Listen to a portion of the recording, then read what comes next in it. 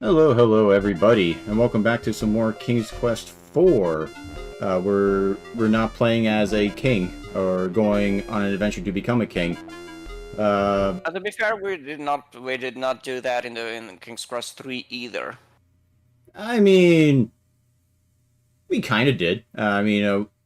We found out we were a prince to a king, so we would eventually become a Yeah, king. and like Rosella is a princess. Like they are at least hierarchically they are in the same position here, unless you're counting against her the fact she's a woman. That is In true. which I, in I which case, forgot. I am very disappointed with you, Sam. I wouldn't expect this kind of prejudice from you. Is Anyway, that an ogre woman? yep, that is the ogre's wife who's taking home some venison.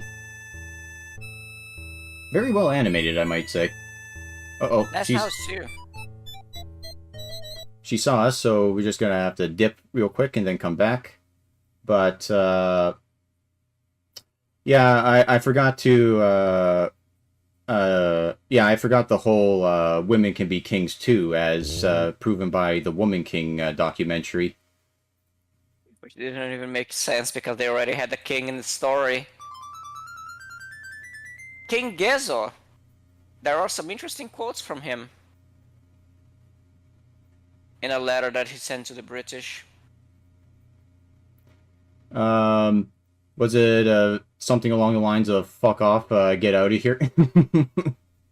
No, it is one of the lines of please don't stop us from selling slaves, please. Like, we really like it, and we don't really have other sources of income. Yeah, that But that whole was it. Like King of the Home was like, one of their main sources of income was slavery.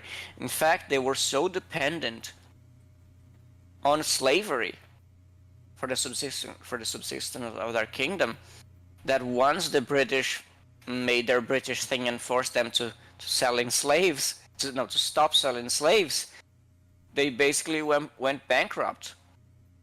And I think that's one of the reasons why they eventually fell into French hands, which is probably one of the worst, probably the worst thing about it, is that they are they couldn't sustain themselves, so they needed the intervention from the French. moral of the story: don't put all your eggs in one basket, especially if that basket is something that's kind of, well, morally reprehensible, like slavery. And they did a lot of morally reprehensible stuff. Their main bout of bad luck was running into the British when the British decided, hey, we actually don't like this slavery thing. Let's make everyone stop it. How about that? Yeah. And then they spent a century basically like strong arming most of Africa and the Americas to stop slavery.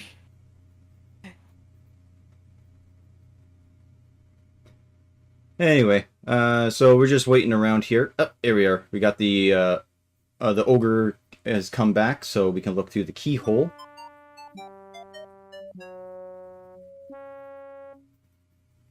Five, oh. You're missing a syllable there.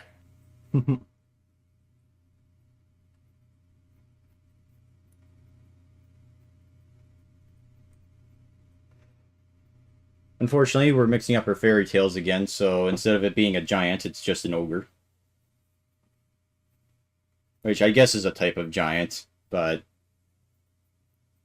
Yeah, a lot of these fairy tale creatures, their origins are very, uh, are, how do I say this? Their origins are usually very mixed together, very inconclusive. yeah. Like the whole uh, the whole point about elves from the Norse mythology, elves, fairies, they were in the general perception of people from that time, from the pagan pre-Christian Europe.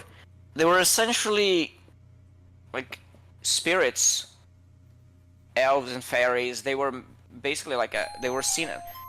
They were in you see a lot of that. Like I think the Irish had the what's the name? Oh, fucking Ace. stupid bird had to squawk right as we were about to make our clean escape. Let me actually look it up because. But anyway, it's a good thing that the ogre doesn't know how to transition screens, so. Mm-hmm. I think yeah, in the Gaelic mythology they have the she, what I think is how it's pronounced. The she, the Norths had the elves, the Germanic people like on the south had the fairies. Basically, the idea of like this spiritual being that that lived on a plane parallel to humans, kinda. Okay. They were basically the same thing in the general mythology of the time. They just came around with different names. And then Tolkien came along and made the elves like a particular creature in the public perception. But yeah, like back in the day, those creatures were pretty much like the same nature. They just had different names around throughout different mythologies, Yeah. different pagan mythologies mainly. Anyway, we You did could say need that's we did need the hunter's axe here, so that way we could get through the spooky forest. Because if we walked too close to those trees, they would have grabbed us and killed us. You could say perhaps that those creatures were the same thing as like the nymphs in Greek mythology. Elves, nymphs, is she? Yeah, Is she? yeah. I never know Nymphs. how to. I know there's Yeah, goblins and hobgoblins, perhaps as well. yeah. I never know how to pronounce that because it's such a weird name. Like Gaelic pronunciation is such a is mm, absolutely is absolutely perplexing. Yeah, like apparently, I, you know Geas, right? Geas. yes, there is the anime like that Yeah. name. Apparently that's incorrect to pronounce it. If you were to pronounce it properly, it's supposed to be Gish. Yes, yeah, it makes sense because like the S was the sound of sh. Because for example, is she? It's written AOSC, like it's written AOSSE. Hmm. AOSSI. So, and it's pronounced a she. And like Kate Seath, like I think everyone knows that Kate Seath from Final Fantasy VII is pronounced Kashith. Anyway, so Lolade wants us to get Pandora's box, so that way she could harness the evil within it and become unstoppable. I don't know how that works, but there you go. Okay. I don't know, maybe the anti-life equation is in there. If only Darkseid had read Norse mythology. Yeah. Oh, and, well, it's not Norse mythology, it's Roman mythology. Or Greek mythology. Oh yeah. Great part. But anyway, it's going to piss you off even more where exactly we find Pandora's box. Because Lolette doesn't know where it is. She just wants us to go get it.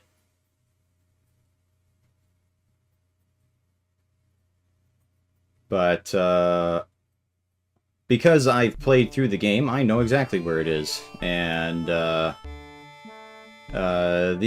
themes as to surrounding Pandora's box in this game might ruffle some feathers if you're big on the Greek Roman mythology.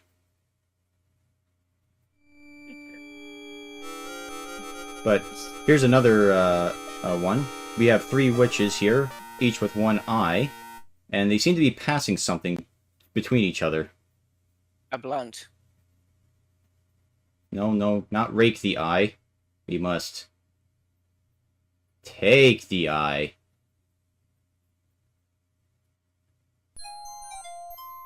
So now the witches are completely helpless without their eye.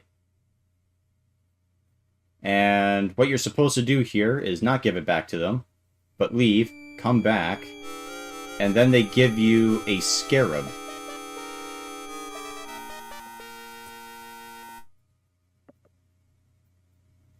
And then you take the scarab, and if you want maximum points, you give them back the eye for some fucking reason.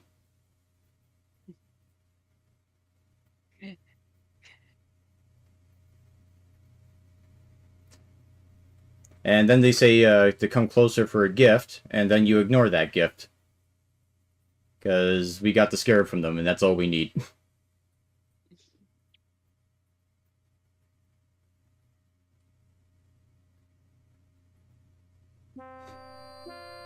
Yeah, so Like here's a heavy the... blanket.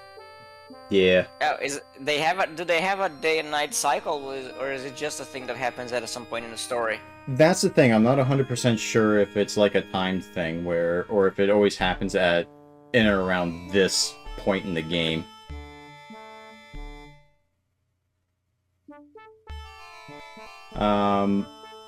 I do know that in Leisure Suit Larry, the first one anyway, the game doesn't tell you, but you only have 2 hours to beat that game.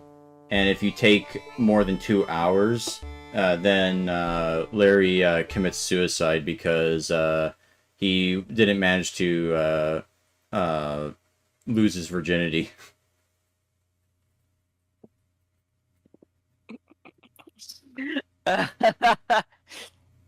At least he didn't go the Supreme Gentleman route.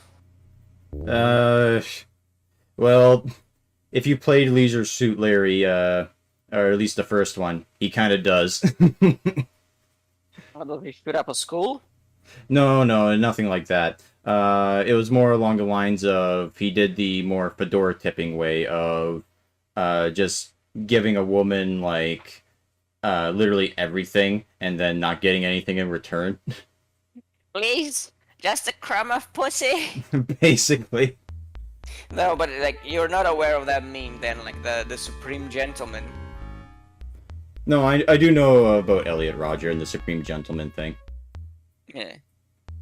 Yeah, like I get, like I said, like doing the Supreme Gentleman thing is like basically becoming a school shooter because of lack of pussy. Yeah.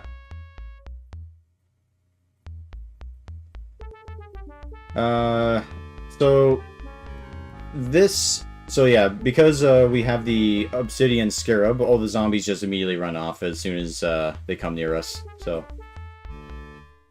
Yeah, unfortunately, we won't get to meet Michael Jackson here. Unfortunately, no. So the way this puzzle works is that we go to the haunted mansion, and then we hear one of the ghosts crying, and then we have to go to their grave and dig up the grave to find an item to give it to them. The problem is that you have to have the ghost appear, and then you have to like know that the ghost appeared before you can dig the grave. Because if you try to preemptively dig the graves to get the items, you won't find the items, and which wouldn't be so bad of a problem, but the issue is that the shovel only has a certain number of uses, and then it breaks. Because Sierra. Basically.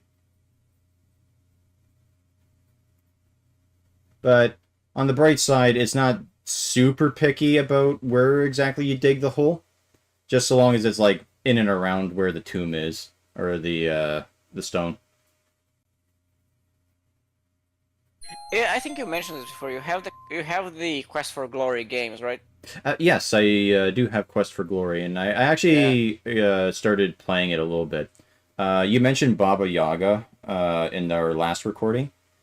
Excuse me, Baba Yaga. Baba Yaga. Uh, but yeah, Uh, but in the first one, Baba Yaga is like the main villain. So, and there's actually it's a pretty simple RPG series, at least when compared to like a lot of stuff today. But there's actually a lot of interesting nuances to it. Like it was originally supposed to be a quadrilogy, and how it worked was that each game took place in a different part of the world and was tied to a different element. So the first game took place in Germany, and it's gas, right? It's gas. no, it was the element it was tied to was Earth, and I can't remember what the other ones were. But I started playing a little bit of Quest for Glory, and it's pretty interesting that how it goes about its RPG mechanics, because it's like made in the same engines as like all the other Sierra games were. So it has the point click interface and like how that works. But then there's the RPG element, and it's very weird. It surprisingly works, but it just feels kind of off, because there's still the point system, for example. But the point system is about as meaningless as it gets, because it's out of 500, but you can get a total of 550 points. Uh, well, doesn't isn't there like a similar thing in the first or second game where you can have over? You Yeah, can but get that was over due to a the. glitch. The reason why it's 550 in the Quest for Glory games is because it takes into account the what class you are. So every class can get 450 points, and then depending on class specific things, you can get an extra 50 points. But you can dual class in Quest for Glory, so that's why you can get an extra 50 points. I think King Quest for Glory was it made with the same engine as this game? The Because first one was, yes, and then they did a remake with the VGA, I think it is, which is like the I think the same engine that King's Quest 5 and 6 is on. because I know because I've seen videos of the first Quest for Glory and it looks very similar visually to this one. Yeah, like I said, it depends, because there was a remake of it, so. Yeah, like I said, the original.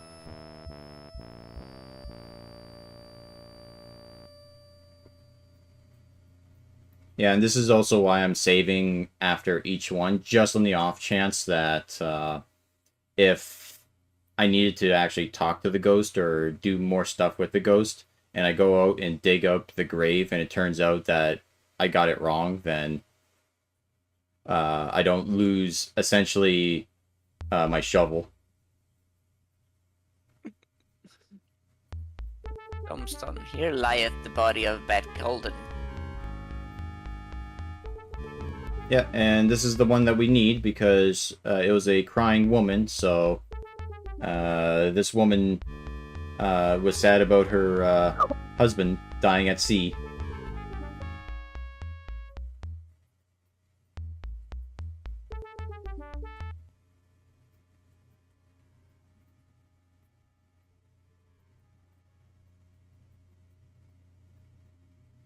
There we go. We found a locket. Um, Ah man, I hope hmm? I hope to see like one short. I made a video about this, make a video about this game at some point because do want to know what's like because those videos are fascinating. Like Yeah, the they amount of are fascinating in terms of like looking into the back. Like, I'm interested in speedrunning, not really so much in doing it myself, but more in the idea of popping the hood and seeing how the game works, kind of thing. yeah, it's a thing that they do a lot because it is it's quite uncanny like how the stuff they get around. Like in the games like these, they get around to do some. basically skipping like the vast majority of the game in the silliest ways. And Yeah. that's why I think I'm hoping to see like a video about this game specifically, because amount of stuff we've been doing so far, pretty, it's pretty silly. Like all of this, it's just to get Pandora's box. Hmm. Yeah, because it's not directly told to you, but yeah, Pandora's box is basically owned by the people who live here, or used to live here, I should say. Also, there's no reason to actually come into here because there's literally nothing in here. There's a churn back there. Make some butter. No, it's filled with rancid milk. We don't want to make butter with that. Well, given the state of the house, probably even not the milk anymore. It's just the solidified calcium. Let's see. Have I ever told the story? Hmm? Have I ever told you that story about when about like me and my father were watching that movie, The Shootist? The shootist. No. Yes, it's one of the last movies that John Wayne made, and it's a really good movie actually. And we were watching dubbed, but the subtitles were on at the bottom.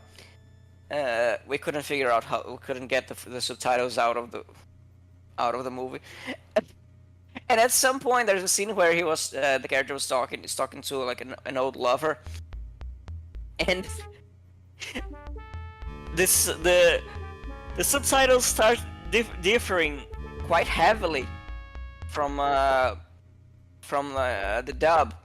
So there is a point in the scene where he says, I think he or the woman says, "That's life," and in the subtitles it said, "Mix it with milk." And that Yeah. became a running joke between me and my father, like, what? Mixed it with milk. I've never heard anyone say that as a term, so yeah.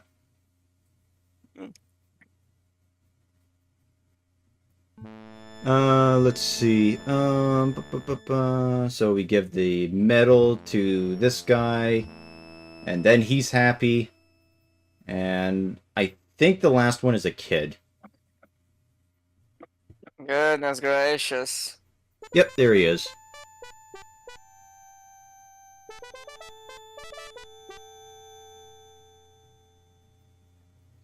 The merciful thing here seems to be that you don't actually like.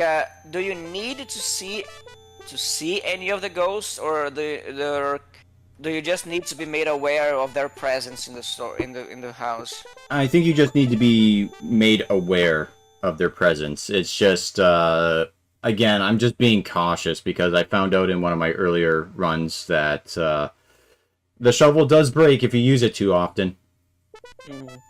Yeah, I do. I guess like when you're dealing with Sierra, you have to be thankful for small mercies. Yeah. But anyway, he's sitting on top of the chest that we need to get into. And, you know, him being a ghost, we can't just lift the chest up and then just have him face through it. No, we have to put him to rest. You can like try throwing some salt at him. Yeah. Salt and holy water. I do find it funny that in a lot of cultures, salt is considered like a purifying ingredient, even though like the cultures are nowhere near each other to have sort of come to that same conclusion. I mean, it's just inference based on the property on the observable properties of salt. So it makes sense that they would have that kind of folklore around it, because like most cultures from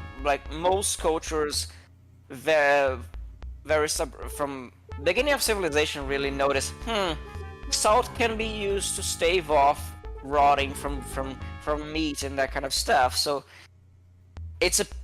they understood it as perhaps a purifying agent. So it makes sense that folklore would develop around that.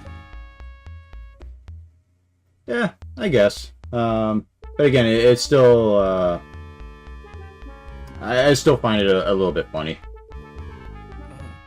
Like the I do immediate find it very. example is that you know, salt is the main ingredient used in making holy water, and in Japan they bless essentially the sumo wrestler rings by spreading salt around the ring. Yeah, I was thinking just about that.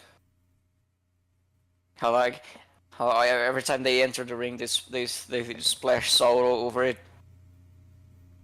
Yeah, it's to keep all the nasty spirits away, so there's no bad luck. Mm-hmm.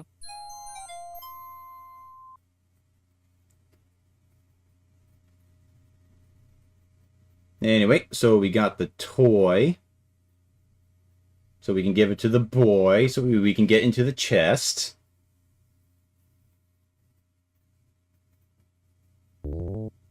And, I was reading like speaking of sumo wrestling, I was reading like the practice where they don't eat pork before a match, like in days they have matches.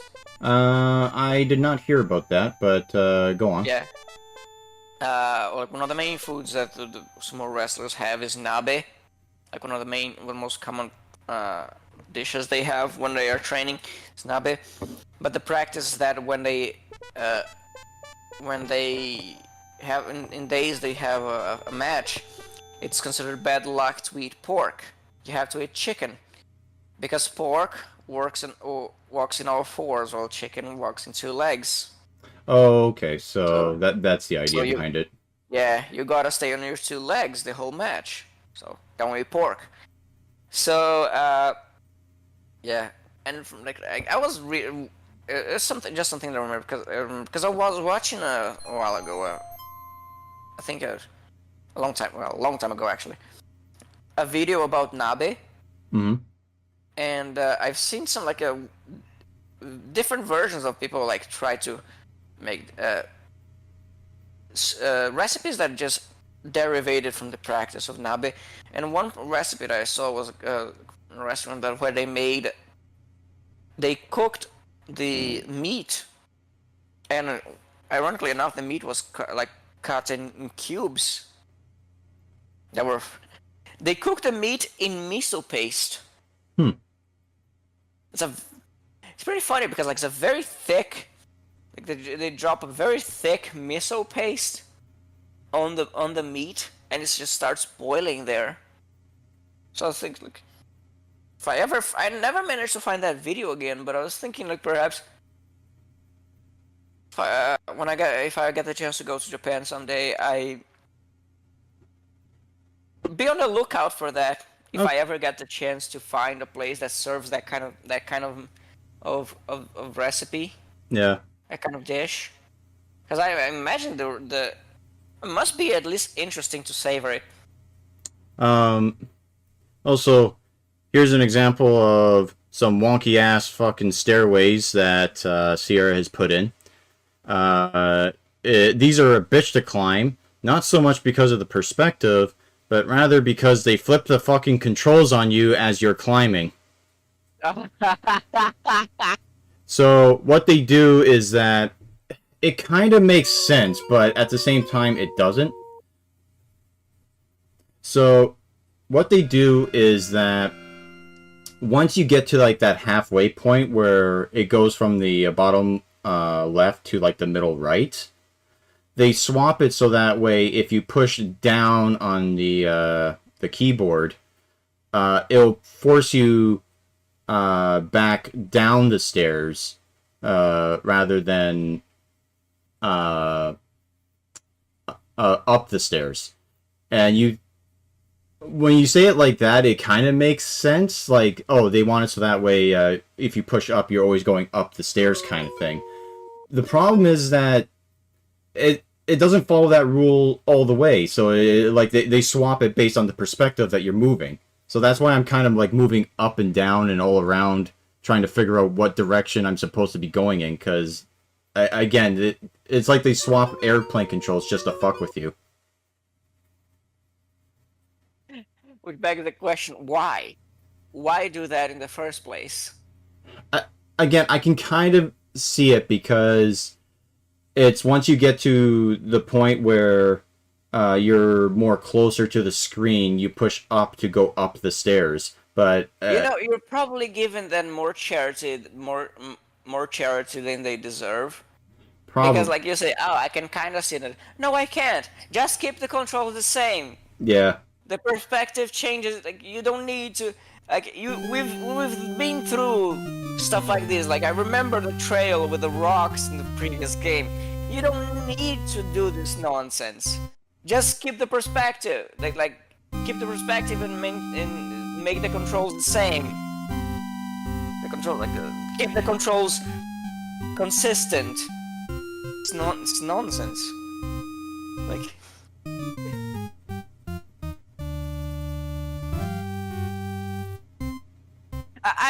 yeah, it's very clear why I don't play those games. Oh dear. Yeah, and then people complain that the early Resident Evil games have bad controls, even though it's very easy to get used to. It's very easy to get used to, but like up until the point where you get, I don't know. Well, I don't know if it's getting because I never played them long enough to get used to that. But like up until you get used to them, it's a pain in the ass. Yeah, but it makes sense because of the way that the camera works in the earlier games, right? So, uh, I guess they were perhaps trying to avoid those situations where like the camera changes and then like you just like the perspective, like the controls change and you end up like going back. I think that perhaps they were trying to avoid that kind of problem.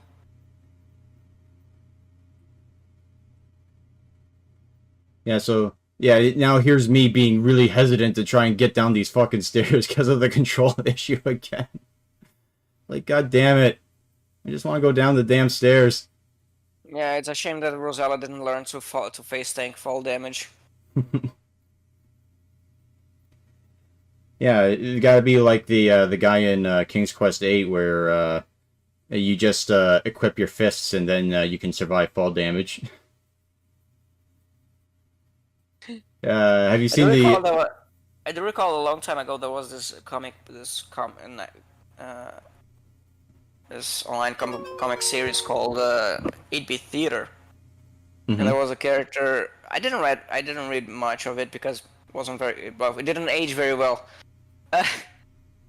But I recall there was a character like the fighter, like, the idea was the fighter was so stupid, he was so dumb that he kind of bent the laws of physics. Like he could negate fall damage, like because in his excuse he can block everything, so he just blocks the fall damage. Yeah, I think I saw a clip of Dungeon Meshi where they were talking about the dwarf in their party, and they showed a... oh, I spelled crypt wrong. They talk about how you would just tank damage by like, oh, we need to climb down the cliff, and he's like, alright, and he just hops down head first. No, that is not Dungeon Mesh. That is Frieren. Oh, okay. Yeah, the dwarf like, because in Dungeon Mesh they were still like somewhat tame with the things people are capable of doing. In Frieren, everybody like is superhuman. Like the people who are like the really great warriors of mankind, they're essentially superheroes. Okay. And the dwarf, one of the things that he does, like one of the like the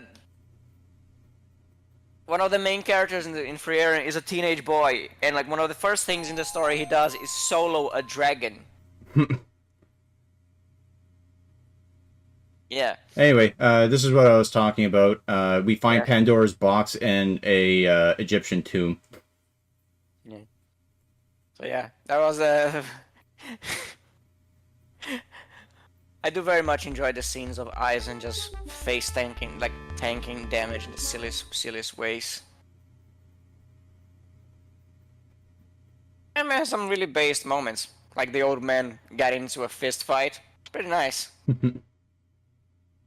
Oh, I forgot to mention something about the quest for glory. Like one of the fun things about it that sort of ties into the whole um, like it's a point and click adventure game and has that logic to it, but it's still an RPG.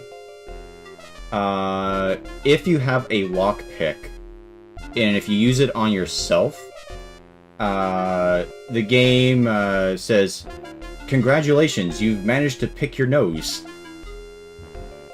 And but what's funny about it is that if your lock-picking skill is not high enough, you pick your nose with the lockpick, and then you lodge it into your brain and kill yourself. Yeah. But it gets even funnier.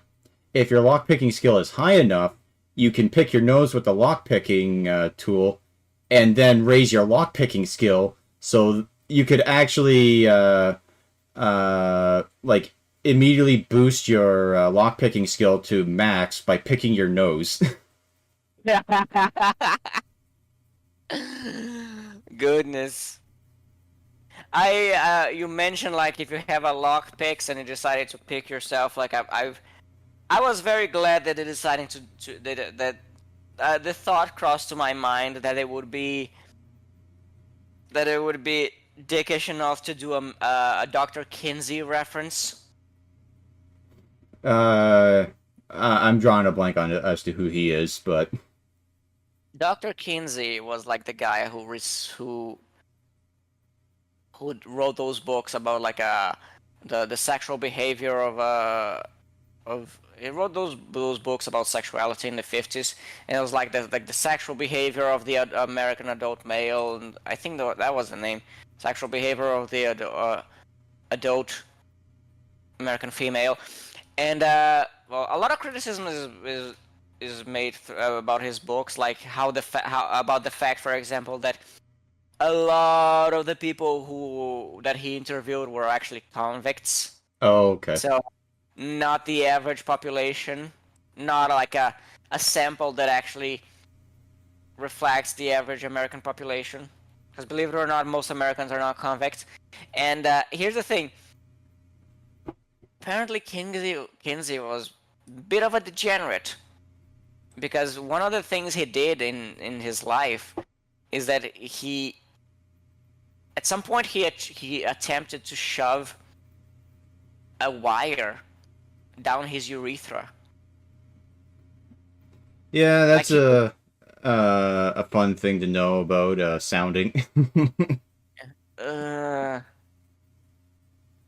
So yeah, like he did some really weird stuff. Apparently he attempted to circumcise himself later in life. And I don't know why at you would some point want. where like, Yeah, I don't know why you would want to do that. Period. yeah. And dude was weird. He had some weird behavior. Hmm.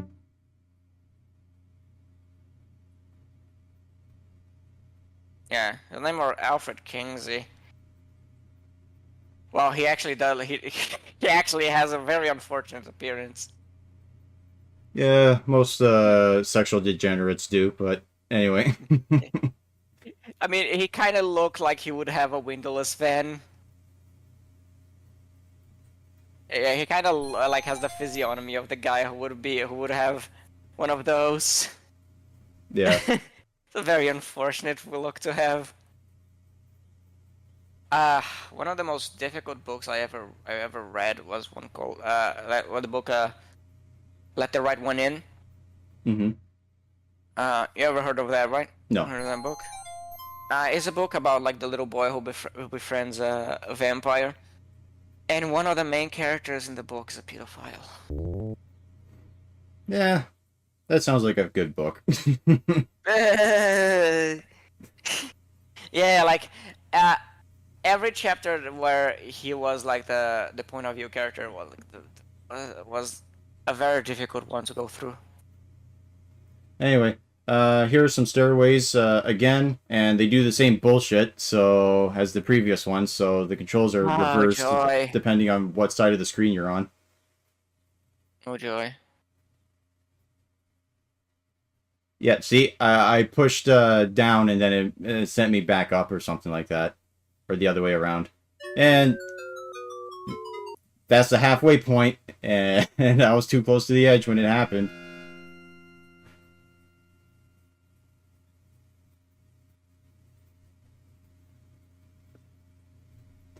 Uh, I don't know. I guess if you're like really into King's Quest 4, then like I guess you could get used to this kind of controls on the stairway, but my god.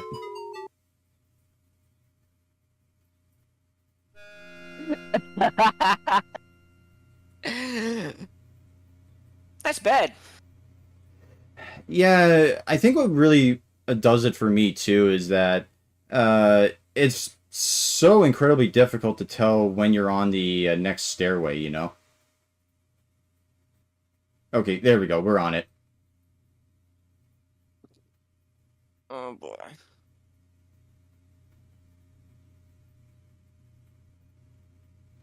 But yeah, I can't imagine there being that many speed runs of this game, mostly just because it's just kind of the.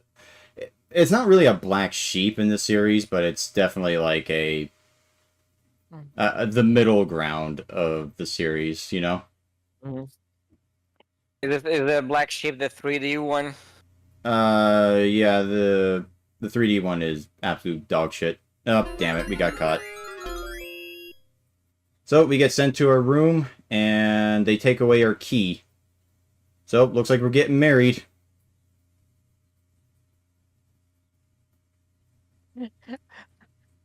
Time to jump.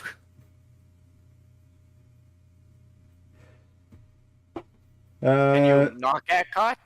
yeah, you can not get caught. It's just that I fucked up.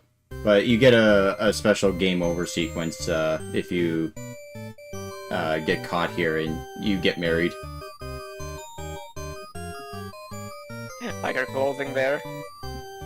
Well, yeah, because she's evil, so we have to have an evil wedding.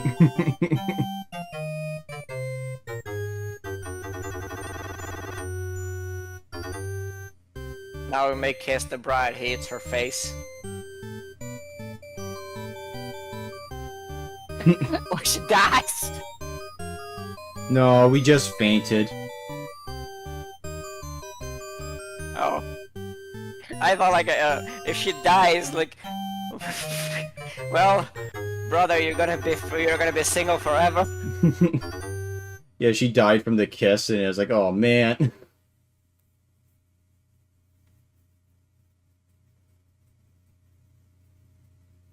You're going to need it. The children are gonna come out really messed up. Yeah, I think the thing about Edgar or the guy that we married is that he's apparently really really ugly, but again because of graphical limitations, all that we know about him looks wise is that from a side profile he has a big nose and he's kind of hunched over. Because if you look at him from the front, he looks fine.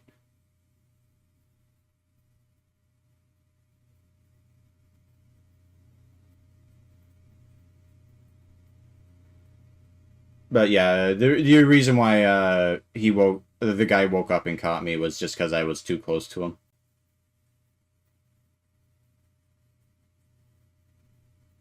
So you have to take a bit of a wide berth around the sleeping guards.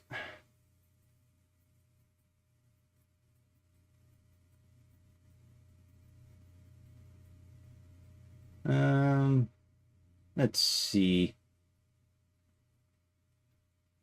Eh, front door's locked. Feels bad.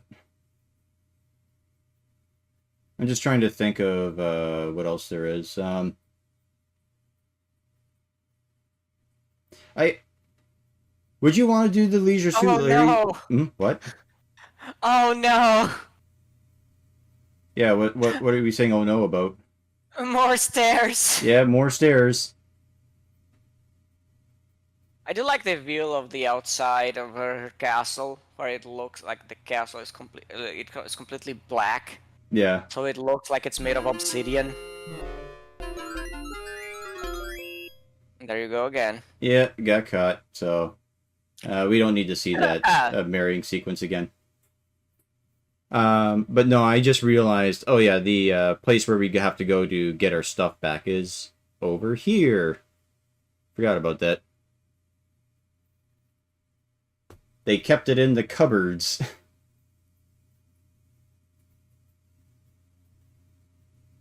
No, okay, not that one.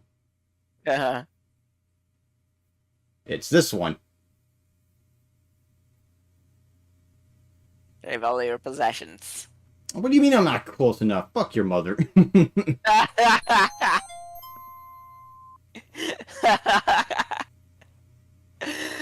Oh boy.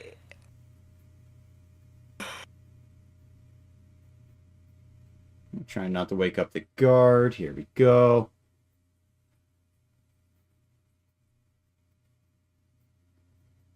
But, no, I was just about to say, would you be interested in doing the Leisure Suit Larry games as well? Because, they are, quote, sexual games, but they're not really, like, focused on, like, the depravity kind of thing. They're more focused on, like, the comedy aspect of it.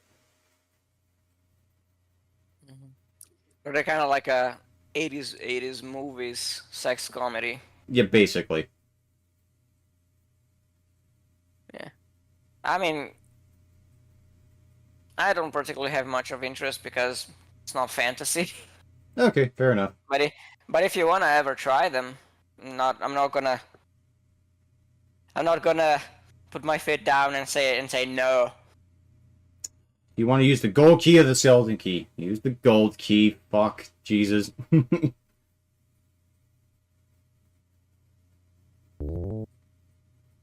Alrighty then. And we shoot Roulette. Okay, I spelled her name wrong. Whoopsies. This game does not understand Lowet. Okay, it's with two O's, not two E's. My bad. No, god damn it. Spelled shoot wrong.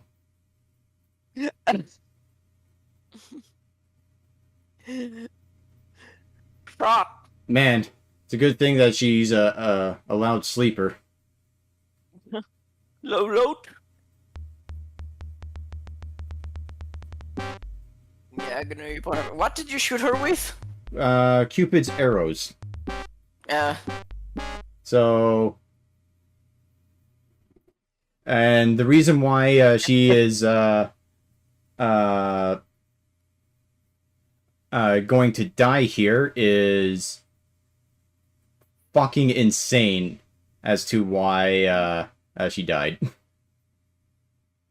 They contain only love, but she's so evil that love hurts her or something.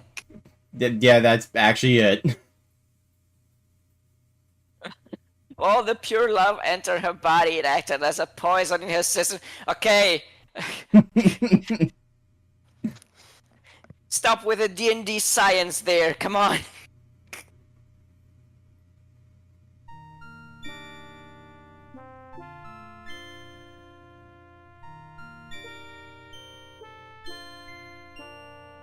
Okay, you killed my mother. I guess you win. Yeah, it's like, yeah, he's taking the fact that you just murdered his mom pretty well.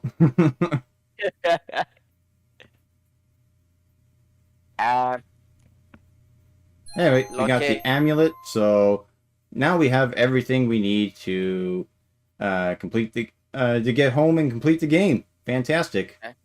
There's just I don't think you can argue. Hmm? I don't think you can argue self-defense here. I was about to say castle doctrine. Although you are in a castle, so.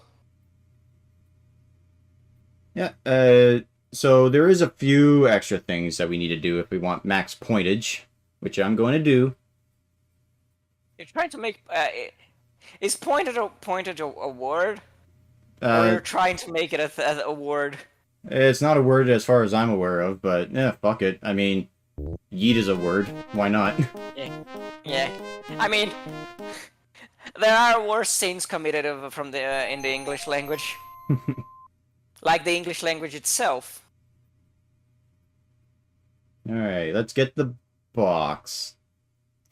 Not the fucking storage room box, it's Pandora's box. God damn it, game.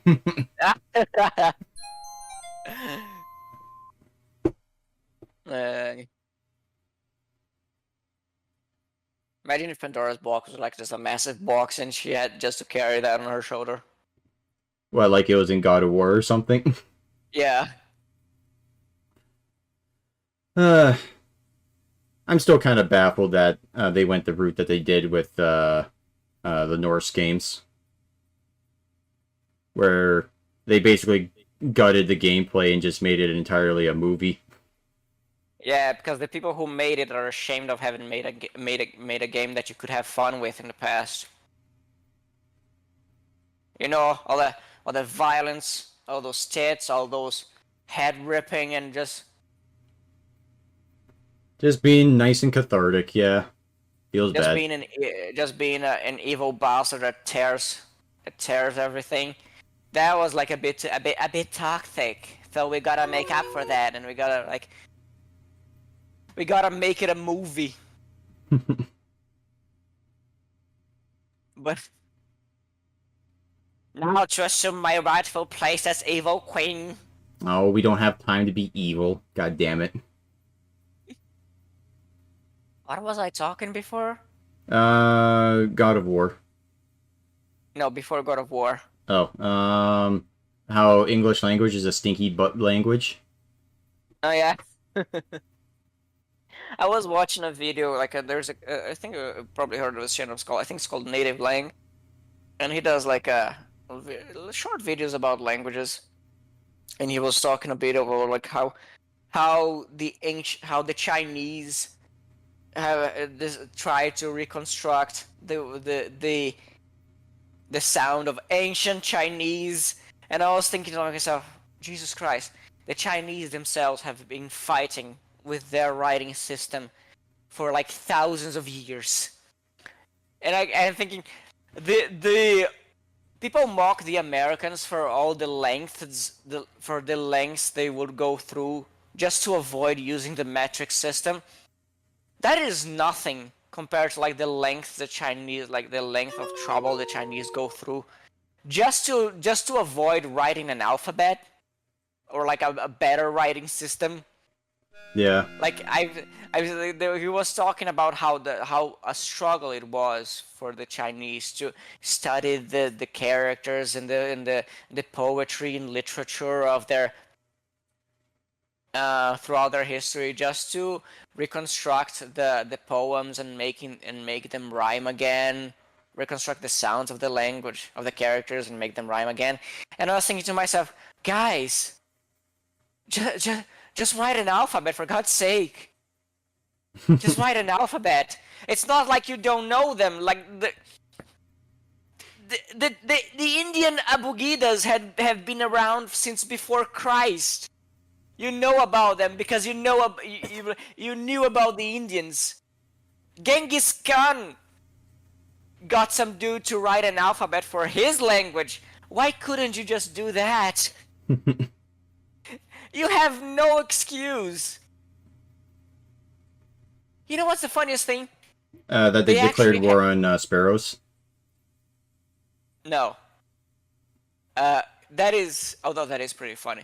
The funniest thing, like, the Chinese do have, like, I think that is pretty modern. Like, they made that, like, I think, and I don't know if it was like in the 19th or the 20th century, but they have created a phonetic writing system.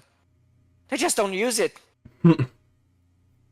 Like, and for as far as I read about it, I think it's called the Juyin system, Juyin writing, and it's, as far as I know, it's actually pretty encompassing. It has it accounts for like all the the phonemes and all the tones. They just don't use it. All right. And then we close the door here. And then we... Well, what you're supposed to do is lock the door, but I kind of got ahead of myself. And who's Who's that? there?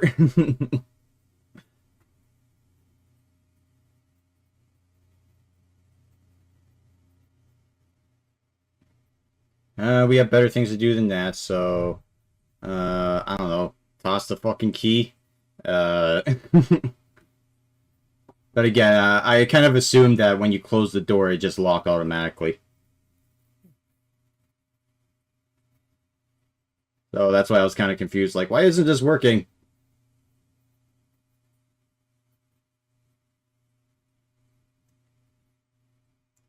There we go. Cuts to Virgil. Alright, so once we lock it, then we kick it under the door. And now Pandora's box will never be used for evil ever again.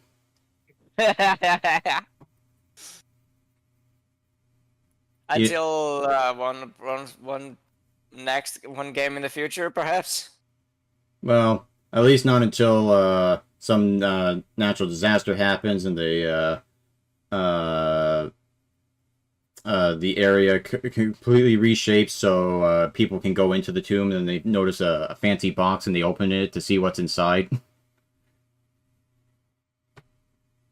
This is why we gotta keep things under a better lock and key than just bury it and just hope that no one ever finds it again. Throw a bit of cement on top. Well, even then, the cement can crack. Like, it's one of those things where it's like you kind of have to like keep notes and things like that as to like what this thing is, what it does, and why you shouldn't use it. There's a bit of logic that I always bugged me to no end in like in previous in like cartoons I watched as a kid, like ancient wizard sealed an incredible evil, and he still kept the key around. Why? Like she had, You know, I just sealed Lucifer inside this inside this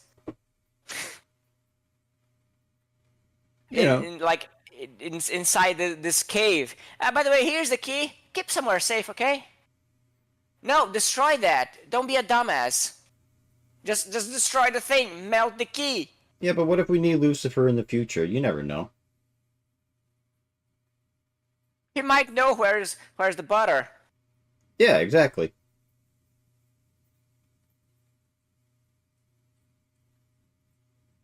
So, just gotta swim all the way to the island. Thankfully, it's only 2 screens, but my god, do these 2 screens feel like it forever.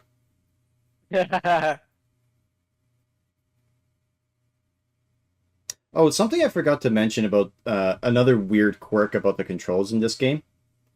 If you press and hold the arrow keys, like in the direction that you're going, you actually move slower. So basically, how you're supposed to move as fast as possible is just push the key once, and then you just automatically keep moving in that direction. Good love tap.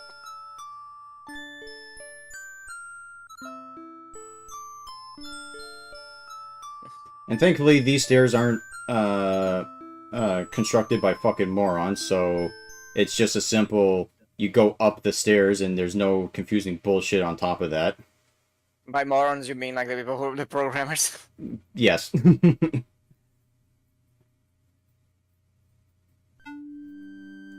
Oh, there's the fairy. She looks like she's dead. Oh well, let's give her the amulet, see if that helps. Hey, and she's all better. Fantastic.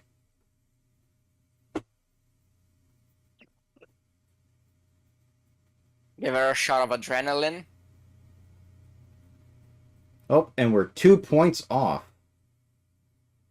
You want to know where those 2 points are? Kissing the frog again?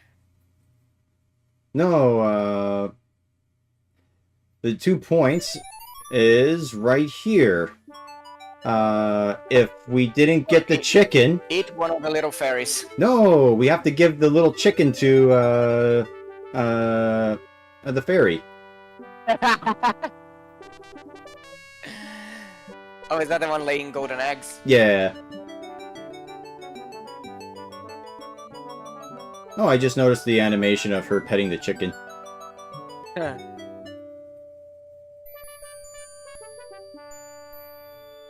Oh, by the way, you can get the bad ending in this game by not getting the fruit. Or if you get the fruit, you can eat the fruit yourself. And then you can't give it to King Graham, so he dies. Yeah, just be a dick to your dad. I want the throne for myself.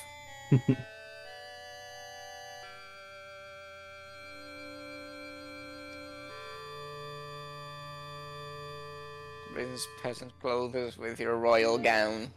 Yeah. There was only the one point in the entire game where that really mattered, and that was when you kissed the frog, where the prince was like, "Fuck you, you're not a princess." I'm a beautiful soul, Edgar. Let's take that ugly face away.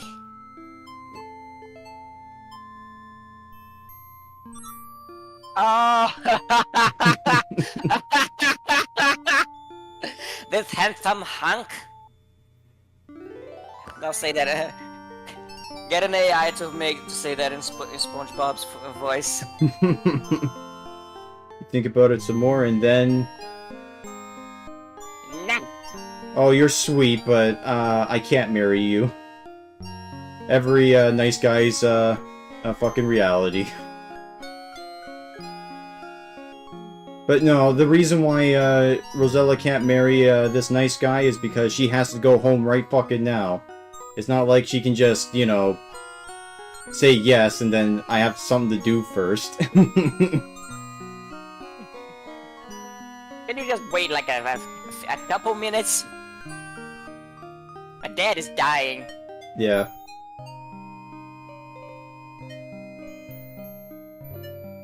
Man, that is one hell of a heart attack if he couldn't even, like, take a bite of the fruit.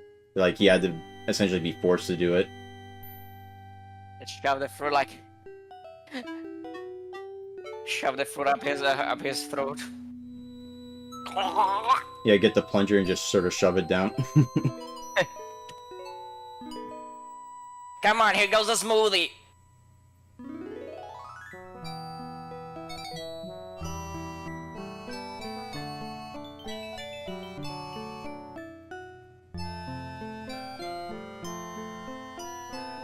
And here we are.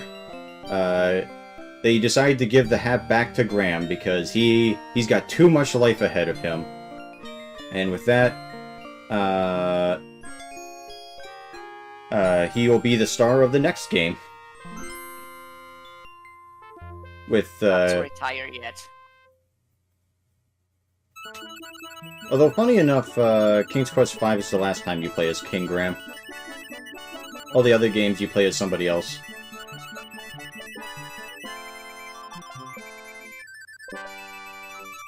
But what's even more important is that the best character in the King Quest series is in the 5th one. And he has a major role. Yes, the wizard who was turned into a cat. I like how his son looks about as old as he is. Nah, King Graham has gray hair. Yeah, but his son, like his face looks haggard in this game. Anyway, I hope you enjoyed, and we'll see you all next time. Have a nice night. Bye.